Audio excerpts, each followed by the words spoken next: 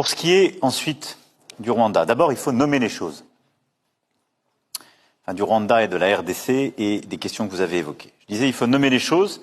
Nous assistons dans l'est du Congo à une régression inacceptable. L'offensive en cours de la milice M23, sous sanction du Conseil de sécurité, est une guerre qui nous ramène 10 ans en arrière. Elle a des conséquences terribles pour les populations, et je pense en particulier aux centaines de milliers de personnes déplacées à qui tout manque. Et la capitale de la région, Goma, est menacée. La première urgence est humanitaire, et nous y travaillons avec nos partenaires européens. Et j'ai eu à plusieurs reprises et le président Tshisekedi et le président Kagame sur ce sujet. Je voudrais ensuite rappeler 2 principes fondamentaux. L'unité, la souveraineté, l'intégrité territoriale du Congo ne se discutent pas.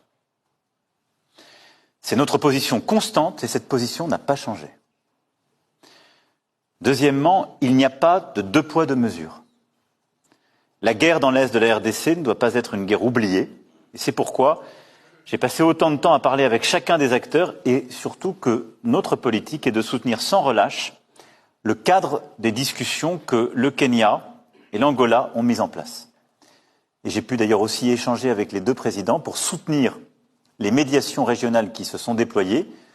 Nous avons d'ailleurs soutenu le déploiement des troupes kenyanes dès qu'elles ont pu s'installer. Nous en avons été, je dirais, à l'initiative diplomatique. Et j'ai encore parlé ces derniers jours au président pour unifier les différents processus de médiation régionale. Je reste convaincu que la réponse doit être collective et c'est précisément le sens des entretiens que j'aurai aussi avec mes homologues avant de venir à Kinshasa.